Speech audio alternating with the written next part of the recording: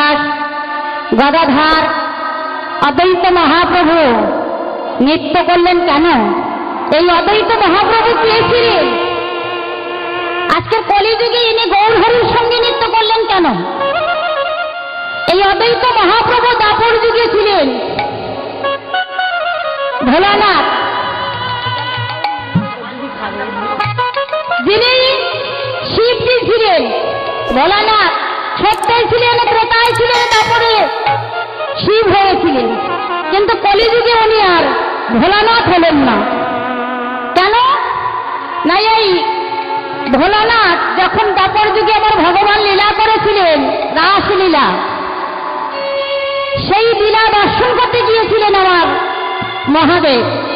আর সেই রাসমঞ্চের দাঁড়ি ছিলেন আমার যোগমায়া দেবী পার্বতী। একদিন মা পার্বতী আমার কি করলেন, ঠিক রাত 12টা বাজলে মা আমার চলে যায় রাসমঞ্চে। আর রাসমঞ্চের দাঁড়ি হয়, কিন্তু ভোলানাথ কোনোদিন জানতে পারে না। একদিন ভোলানাথ বলছে, নন্দীর লিঙ্গিকে ডাক দিয়ে বলছে, এই নন্দী কি হয়েছে বাবা? আরে তোর মা কোথায় যায় একবার বলতে পারিস? তা জানি না বাবা। ঠিক রাত 12টা বাজলে তোর মার ঘরে থাকে না। শোন, আজকে তোর মা কোথায় যায় আজকে এটাই আমি পরীক্ষা করব, আমি দেখব। যখন তোর মা আমাকে সেবা দিতে বলবে না, আর তোর মায়ের শাড়ির অঞ্চলে গিয়ে একটু সিদ্ধি বেঁধে দিবি। ওই সিদ্ধির গন্ধে গন্ধে আমি তোর মা কোথায় যায় আমি ধরবো। এই মনে মনে চিন্তা করি। সেদিন ভোলানাথ মাগো সকাল সকাল ঘরে ফিরে এসেছে। বাবা তো শ্মশানে মশানে ঘুরে বেড়ায়, সময় তো নাই তার। এবার সকাল সকাল ঘরে ফিরে এসে বলছে, পার্বতী কি হয়েছে? আজকের আমার খুব ঘুম পেয়েছে, তুমি তাড়াতাড়ি করে আমাকে কিছু সেবা দাও, আর আমার শয়ন সজ্জা রচিত করে দাও। পার্বতী বলছে, প্রভু এত সন্ধ্যাবেলা তুমি ফিরে এসেছো, তোমার কি শরীরটা খারাপ হয়েছে নাকি? বলছে, হ্যাঁ পার্বতী, আজ আমার শরীরটা ঠিক নাই, তুমি তাড়াতাড়ি করে আমার শয়ন সজ্জা রচিত করে দাও আর আমার সেবার ব্যবস্থা করো। পার্বতী মনে মনে চিন্তা করলেন, সত্যি মনে হয় মহেশ্বরের শরীরটা আজকের খারাপ করেছে। তা পার্বতী, আমার মা পার্বতী ভোলানাথকে সেবা দিতে বসেছে। আর ভোলানাথকে যখন সেবা দিতে বসেছে, এদিকে নন্দী আর ভুলিঙ্গি কি করেছেন, মায়ের শাড়িতে অঞ্চলে গিয়ে পিছন দিকটা একটু সিদ্ধি বেঁধে আর ভোলানাথ সেবা করার পরে বলছে, তুমি তাড়াতাড়ি করে আমার শয়ন সজ্জাটা রচিত করে দাও, আমার খুব ঘুম পেয়েছে। বলছি, সত্য কি প্রভু আপনার আজকে খুব ঘুম পেয়েছে? বলছি, হ্যাঁ আজ আমার খুব ঘুম পেয়েছে, তুমি তাড়াতাড়ি করে আমার শয়ন সজ্জা রচিত করে দাও। এখন শয়ন সজ্জা রচিত করে দিলেন মা পার্বতী। দেওয়ার সঙ্গে সঙ্গে আমার ভোলানাথ মহেশ্বর তিনি আমার সজ্জায় শয়ন করলেন। আমার শয়ন করেছে তো করেছে, শয়ন করেছে তো করেছে মাগো। জাগা মানুষ যদি ঘুমের ভান করে থাকে, তাকে কি কেউ জাগানো যায়? তা বাবা তো একেবারে নাক ডাকাচ্ছে খুব জোরে। বাবা সত্যি কি বাবার ঘুম পেয়েছে? হ্যাঁ, মা পার্বতী কি করলেন, ভোলানাথের মুখের উপরে গিয়ে কানটা ধরে আছে। সত্যি কি বাবা ঘুমিয়েছে? হরিবল হরিবল, সত্যি তো প্রভু ঘুমিয়েছে। ভোলানাথ আর ব্যাঙের মতন সাড়া করতে হরিবল হরিবল। তাহলে যখন ঘুমিয়েছে, প্রতিদিন আমাকে যেতে অনেক সময় হয়ে যায়, আজকের আমি সকাল সকাল একটু রাসমঞ্চে চলে যাব। তাই এই মনে মনে চিন্তা করি, মা পার্বতী আমার কি করলেন, যখন ভোলানাথ ঘুমিয়ে পড়েছেন, মা আমার তাড়াতাড়ি করে রেডি হয়ে আজকে চলেছেন কোথায়? রাসমঞ্চে। আজকে সকাল সকাল আমি রাসমঞ্চের দ্বারে যাব। মা যখন চলেছে, আর ভোলানাথ আমার কি করেছে, পিছন থেকে মায়ের পিছু ধরে ধরে চলেছে। কিন্তু মা তো জানে না যে আমার প্রভু আসছে পিছনে। মা যখন রাসমঞ্চের মধ্যে প্রবেশ করলেন, আর ভোলানাথ মনে মনে চিন্তা করলেন, আমি যদি এই দেশে যাই তাহলে তো আমাকে সবাই জানতে পারবে, বুঝতে পারবে। তাহলে আমাকে কি করতে হবে না, আমাকে একটা গোপী বেশ ধারণ করতে হবে। আমাকে একটা গোপী বেশ ধারণ করতে হবে, শ্বেত গোপী।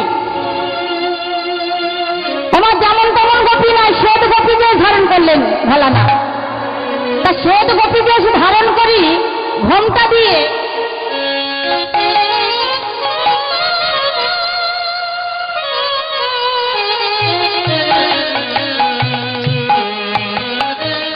বাবা ভোলানাথ আমার ঘন্টাটা দিয়েছে গো মা, কিন্তু সব লুকানো গেলে বাবার ভুঁড়িটা তো লুকাতে পারিনি। বাবা ভোলানাথের ভুঁড়িটা তো লুকানো যায়নি। আমার ঘন্টা দিয়ে যখন রাসমঞ্চের দ্বারে গিয়ে দাঁড়ালেন, মা পার্বতী বলছে তুমি কি? বলে ও গোপী বলো। আগে তো কোনোদিন তোমাকে দেখিনি। আমি নতুন গোপী গো, নতুন গোপী। নতুন গোপী? হ্যাঁ হ্যাঁ। তা তুমি এত রাত্রে এসেছো কেন? মা পার্বতী আমার ভুঁড়ির দিকে লক্ষ্য করলেন, দেখে মনে মনে চিন্তা করছে যে এত রাত্রি এই গোপী এই বেশে রাসমঞ্চে এসেছে। তা মাকে মা বলছে শোনো গোপী, তা তুমি ঘোমটা দিয়ে আছো কেন? আমার খুব লজ্জা জানো, পর পুরুষের মুখ দর্শন করি না। শ্বশুর ভাসুর আছে?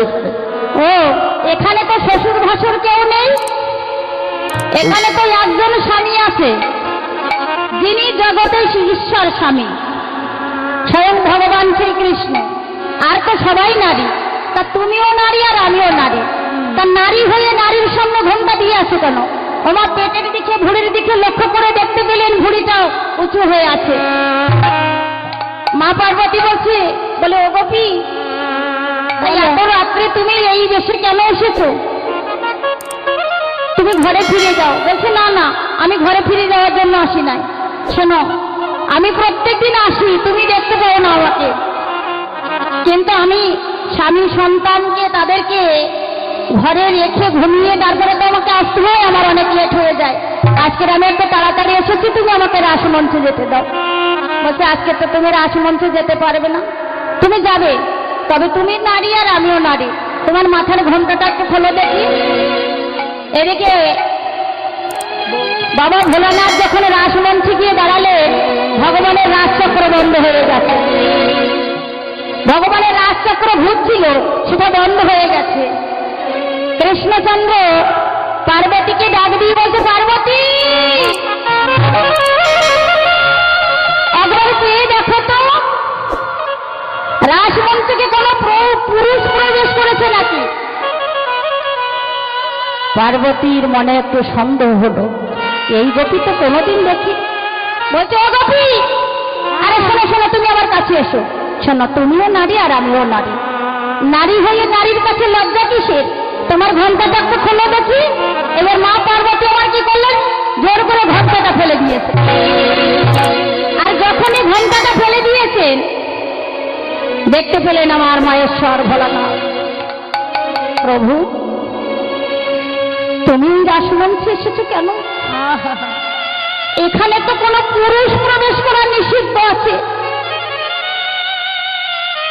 এই রাসমঞ্চে তো কোনো পুরুষ প্রবেশ করতে পারবে না। পুরুষ বলতে একজন, সেই জগৎ আরাধ্য গোবিন্দ ছাড়া আর কোনো, আর সবাই নারী। তোমাকে তো রাজ দর্শন হবে না। এইবারে ভোলানাথ আমার কেঁদে কেঁদে বলেছিল, পার্বতী গো, ও গো পার্বতী গো, তুমি এমনি ভাবিনি তুই নে তুই, এমনি ভাবেনি তুই নে তুমি, আমাকে লুকিয়ে লুকিয়ে রাসমঞ্চে রাস দর্শন করো, দর্শন করো। আজ আমি রাস যখন দর্শন করতে পারলাম না, শোনো, আজ আমি প্রতিজ্ঞা করে গেলাম, এই রাসমঞ্চের দ্বারা দ্বারাই আমি প্রতিজ্ঞা করলাম, আমি সত্যই ছিলাম ভোলানাথ, ত্রেতায় ছিলাম ভোলানাথ, তারপরে হয়েছি ভোলানাথ। এই রাস যখন আমি দর্শন করতে পারলাম না, এই রাসমঞ্চে দ্বারাই আমি তোমাদেরকে বলে গেলাম, প্রতিজ্ঞা করে গেলাম, যে রাস গোপন ছিল, যে রাস কেউ দর্শন করতে পারিনি, সেই রাস আমি আগত কলিযুগে প্রতিদিনের দ্বারে দ্বারে গ্রামে গ্রামে ঘরে ঘরে গুঞ্জে গুঞ্জে কুঞ্জে কুঞ্জে এই রাস ভক্তকে দর্শন করাবে। হরি হরি বল।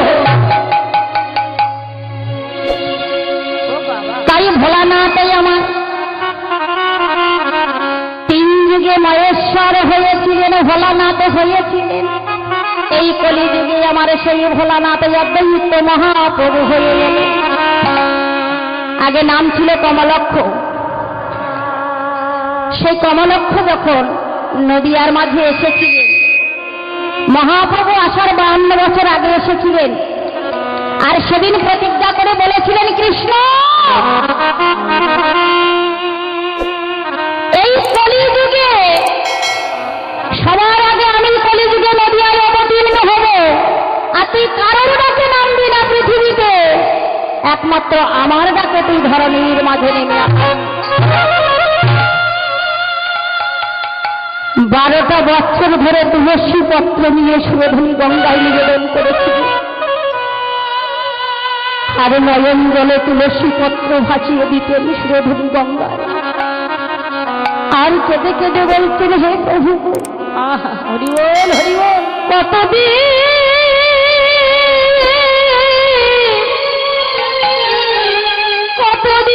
পরে তোমার কৃপা হবে, ওগো দয়াময়,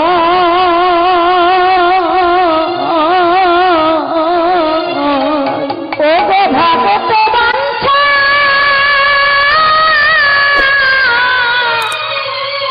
ওগো ভগত বাঞ্ছা কল্পতরু,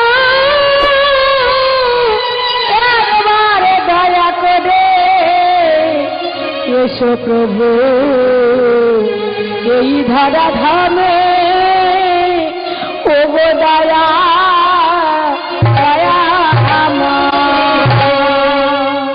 দয়া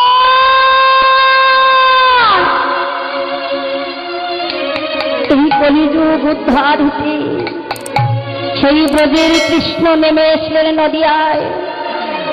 যিনি ব্রজে ছিলেন তিনি নদী এলেন, নদিয়ায় নেমে এসে আমার অদ্বৈত মহাপ্রভু ডাকে আমার গৌরহরি নেমে আসলেন ধরণীর মাঝে। আজকের আমার মহাপ্রভু সেই পুরাণের ভাব, সেই বৃন্দাবনের ভাবে ভাবিত হয়ে আমার মহাপ্রভু কি করিলেন, ভক্তবৃন্দকে সঙ্গে নিয়ে আজকে সুরধনীর তীরে গিয়ে মহাপ্রভু তোরা দেখবি যদি ওই সোনার নদিয়া আমার সত্যি মায়ের দুলালিয়া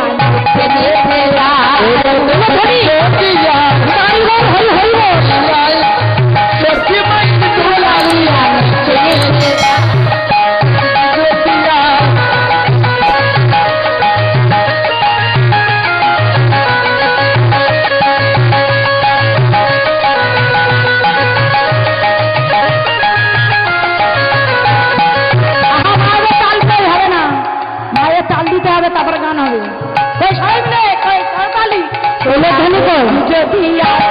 ওই সোনার নদিয়া সত্যি মায়ের দোলালিয়া নেচে নেচে যায় ধনী।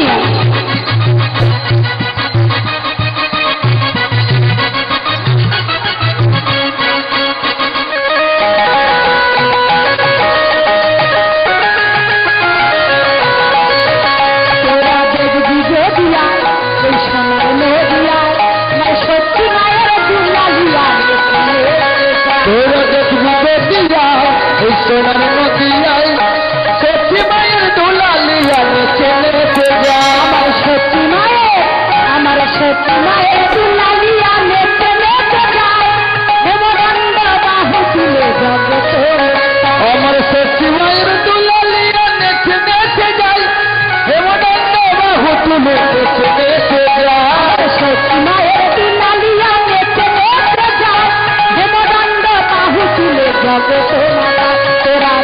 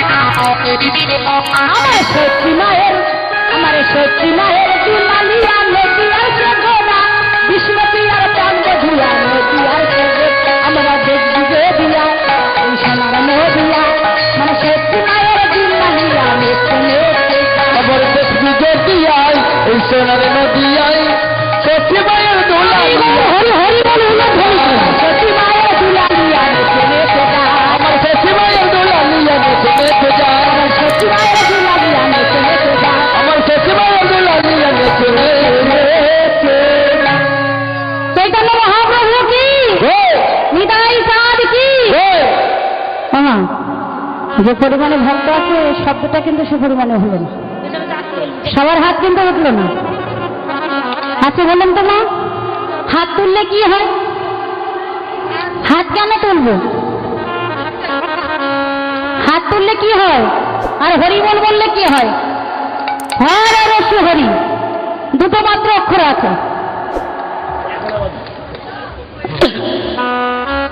হর আর রস্য হরি দুটো অক্ষরের মধ্যে কি উত্তর আছে? হয় হরণ করে নেয়। কি হরণ করে? জীবের শোক তাপ মায়া আদি, আর রীতি রিপুগুণের তত্ত্ব নাশ করে নিরবত।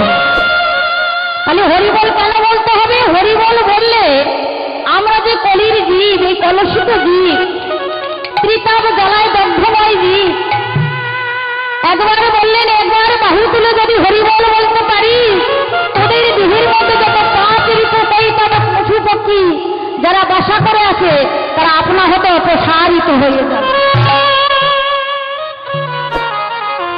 তাহলে হাত তুলব কেন? হাত তোলা মানে ভগবানের চরণে আত্মসমর্পণ করা। আচ্ছা বলুন তো মা, আজকের আমরা কোথায় এসেছি? এটা কোথায় এসেছি? যেখানে আমার মহাপ্রভুর কথা হবে সেটা হবে নবদ্বীপ। যখন আমরা বৃন্দাবনে যাব সেখানে হবেই বৃন্দাবন। তাহলে বর্তমান এখন আমরা দাঁড়িয়ে আছি নবদ্বীপ ধামে। মহাপ্রভুর কৃপা না হলে বৃন্দাবনে যাওয়া যায় না।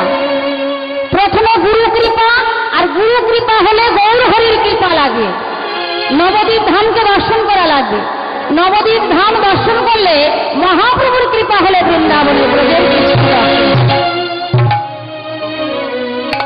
তাহলে আজকে আমরা নবদ্বীপ ধামে এসেছি, কার সঙ্গ করতে এসেছি? আমার কার সঙ্গ করতে এসেছেন আপনারা? বলুন, কার সঙ্গ করতে এসেছেন? আর মায়েরা কথা বলছে না, কিছু বলুন না, ভুল হলে তো সংশোধন হয়ে যাবে। আমরা মহাপ্রভুর সঙ্গ করতে এসেছি, মহাপ্রভুর সঙ্গ করতে এসেছি। মহাপ্রভু আমাদের কাছে কি? প্রভু। আর আমরা প্রভুর কাছে নিত্য কৃষ্ণ দাস, নিতাই গৌর প্রেমানন্দ, হরি হরি বল, হরি বল, হরি বল। তাহলে আমার মহাপ্রভু যখন নদিয়ায় এসেছিলেন, কলির জীবকে হরিনাম দিয়ে উদ্ধার করিবার জন্য সেই গোলকের সম্পদ হরিনাম নিয়ে এসেছিলেন এই কলিযুগের মাটিতে। কত কেঁদে সেটা হরিনাম বিতরণ করেছিলেন। আর বলেছিলেন যদি কেহ এই কলিযুগে দুটি বাহু তুলে যদি হরিবল বলতে পারে, তবে আমি তার সব কিছু হরণ করে নিয়ে আমি তার হরিবল স্থানে নিয়ে চলে যাই। হৃদয় গৌর প্রেমানন্দ, হরি হরি বল। এসেছে ব্রজের বাঁকা, এসেছে ব্রজের বাঁকা কালে শাখা, দেখবি আমাদের সোনার নদিয়া, আমাদের সোনার নদিয়া। এসেছে ব্রজের বাঁকা, এসেছে ব্রজের বাঁকা কালে শাখা, দেখবি আমাদের সোনার নদিয়া। এসেছে ব্রজের বাঁকা, এসেছে ব্রজের বাঁকা কালে শাখা, দেখবি আমাদের সোনার নদিয়া।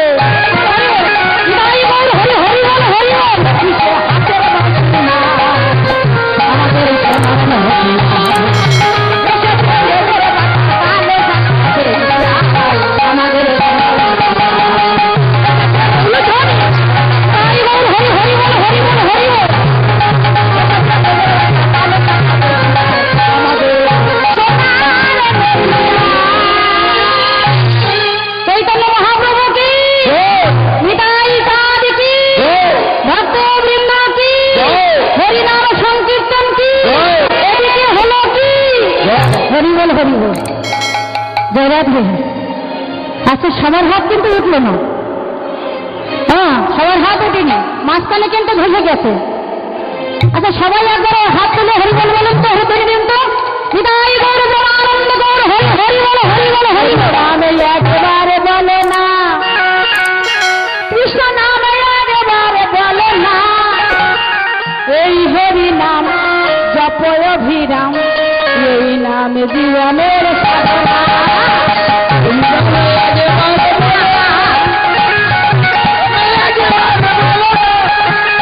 এই হরি নাম জপয় অভিরাম, হরি নাম জীবনের সাধনা। হরি নাম একবারে বলে না কৃষ্ণ নাম, একবারে বলে না এই হরি নাম জপয় অভিরাম, এই নাম জীবনের সাধনা, এই নাম জীবনের সাধনা।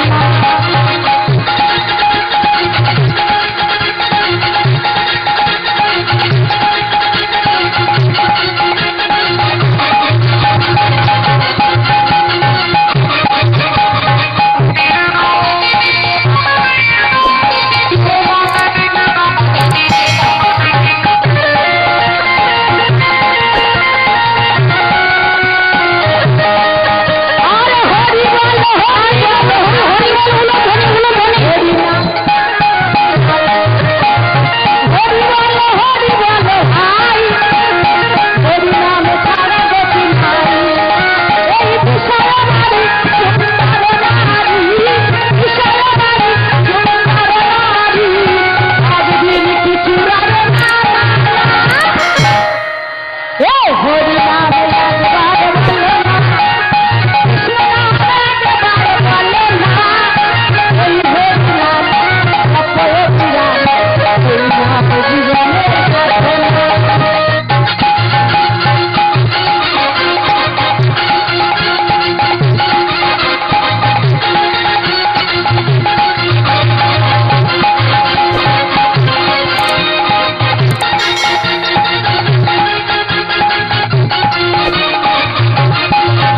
আর পৃথিবীতে সব কিছু যাবে, হরি বল হরি বল, তুমি চলে যাবে। পৃথিবীতে সব কিছু যাবে, একদিন তুমি চলে যাবে। ও পৃথিবীতে সব কিছু যাবে, একদিন তুমি চলে যাবে। পৃথিবীতে সব কিছু যাবে, একদিন তুমি চলে যাবে। এই সুন্দর নাম বিশাল নারী, সুন্দর নাম বিশাল নারী, একদিন কিছু যাবে না, না, না। এই হরি নাম একবার তাই বল হরি হরি বল হরি বল, এই হরি নাম অভিরাম, এই নাম জীবনের সাধনা। এই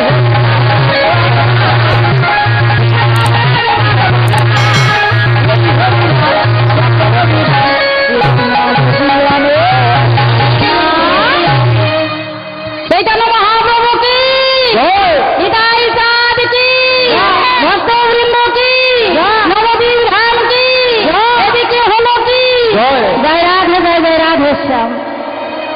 তাহলে আজকে সেই অদ্বৈত মহাপ্রভু বস কলিযুগে তিনি অদ্বৈত হয়ে এসেছেন।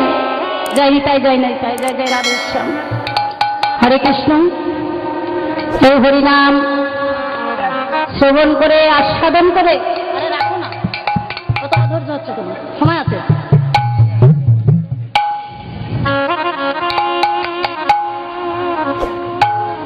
আস্বাদন করে এই নামের মধ্যে যে অর্থ দান করা হচ্ছে, আমার দুজন মা যে অর্থ দান করেছে 100 টাকা, আর এই মা দান করেছে 10 টাকা। আমা আজকের এই দান কিন্তু আমার দান নয়, এই বৃন্দাবনে যে দান করা হয় সে দান আমার ভগবানের ব্যাংকে জমা হয়ে যায়। এখানে যদি কেউ 10 টাকা দান করা হয়, ওই 10 টাকাটা 10 গুণ হয়ে তার ভগবানের ব্যাংকে জমা হয়ে যায়। তাই আমি ভগবানের কাছে প্রার্থনা করি, যে ভক্তরা যে কামনা বাসনা করে এই বৃন্দাবনে দান করছে, তাদের দান যেন পুষ্প স্বরূপ হয়ে আমার গোবিন্দের চরণে লাগে, আমার রাধারানীর সেবায় লাগে। আর এই ভক্তকে শেষের দিনে এই করি দিয়ে তার যেন বৈতরণী নদী পার করে দেয়। জয় জয় জয় গৌর শিবরাম পরমানন্দ গৌর, হরি হরি বল হরি বল। তাহলে আজকের অদ্বৈত নিত্যানন্দ গদাধর শিবাসাদি সবাই হলো করতালের মধ্যে নৃত্য করলেন। আর এই যে খোল, আমা এই যে খোল, এটাকে কি বলা হলো? শ্রী খোল। এই পৃথিবীতে অনেক বাদ্যযন্ত্র তৈরি হয়েছে, কিন্তু কোন যন্ত্রের আগে শ্রী নামটা নাই। এটা হলো মহাপ্রভু। এই যে মাটির মৃদঙ্গ, মাটি দিয়ে এই মৃদঙ্গটা তৈরি হয়েছে, শ্রীখোল যাকে বলা হয় শ্রীখোল। আজকে সেই মৃদঙ্গ, সেই মাটির মৃদঙ্গ বেজে কি বলছে? বলে বাজে খোলে বাজে খোল, খোলে বাজে খোল, বাজে খোলে বাজে খোল, বাজে খোল, খোলে বাজে বলে এবার বাজে খোলে বাজে খোল, বাজে খোলে বাজে খোল, বাজে খোলে বাজে খোল, বাজে খোলে বাজে খোল, বাজে খোলে বাজে খোল, বাজে খোল, খোল বাজে বলে এবার হরি বল হরি বল, হরি বল হরি বল। আমা খোল বাজে কি বললেন? বাজে খোল, বাজে খোল, বাজে খোল। কি বললেন? বাজে খোল, বাজে খোল। দুটো অর্থ, একটা বললেন বাজো খোল, আরেকটা বললেন বাজে খোল। তাহলে এখানে বাজো খোলটা কাদেরকে বললেন? আমা এই মৃদঙ্গ নয়, এই মৃদঙ্গ তো বেজে হরি বল হরি বল বলে। তাহলে আজকে মহাপ্রভু আমার কোন খোলের কথা বললেন? আমার দেহটা হলো একটা খোল, এই মানব দেহটা হলেন একটা খোল। সেই মাটির মৃদঙ্গ বেজে যদি হরি বল বলে, আর আমাদের দেহ খোলটা কেন হরি বল বলতে পারে না? এই দেহ খোলটা কেন হরি বল বলতে পারে না? তাই বাজো খোল কাদেরকে বললেন আর বাজে খোল কাদেরকে বললেন? যারা আজ পর্যন্ত দীক্ষা মন্ত্র গ্রহণ করেননি, যাদের এখনো পর্যন্ত গুরু দীক্ষা হয়নি, তাদের দেহটা হলো বাজে। তারা হরিনাম শ্রবণ করে তাদের হৃদয়টা কাঁদে না, তাদের হৃদয়টা সিদ্ধ হয় না, তাদের দেহটা রোমাঞ্চিত হয় না। আর যাদেরকে গুরু কৃপা হয়েছে, তাদের দেহ খোলটা সবসময় হাত তুলে একবার হরি বল হরি বল হরি বল হরি বল। তাই সেই খোলে বেজে বললেন বাজে খোলে বাজে খোল, খোলে বাজে খোল বেজে বলে এবার হরি বল হরি বল, হরি বল হরি বল, বেজে বলে এবার হরি বল হরি বল, খোল করতাল। আর করতাল বেজে কি বললেন? বলে করতাল করতাল করতাল করতাল। না, কোন করতালের কথা বললেন? প্রত্যেকের কাছে কিন্তু খোল আছে, করতাল আছে, আছে না মা? কোন করতাল? এখানে আছে মাটির মৃদঙ্গ আর করতাল, আর আমাদের কাছে এই দেহ খোল আছে আর এই দুটো করতাল আছে। তাই আমার মহাপ্রভু বসে বসে বললেন শুধু নাম শুনলে হবে না, বলে বসে বসে করতাল, বসে বসে পাবে তাল, বসে পাবে তাল, করতাল করতাল, বসে বসে করতাল করতাল করতাল, বসে বসে করতাল। করতালে দিলে কি হয়? এই জাগতিক জগতে বৃক্ষে যদি এক ভাগে পাখি বসে থাকে, আমার গাছের তলায় গিয়ে একবার করতালি দেবেন তো, দেখবেন তো ওই বৃক্ষে পাখি থাকে কিনা? থাকবে? থাকবে না। কেন? করতালির আওয়াজ শুনলেই ওই বৃক্ষে পাখি উড়ে পালাবে। তবে আমাদের দেহের মধ্যে এক ভাগ পাখি আছে, তারা কোন পাখি জানেন মা?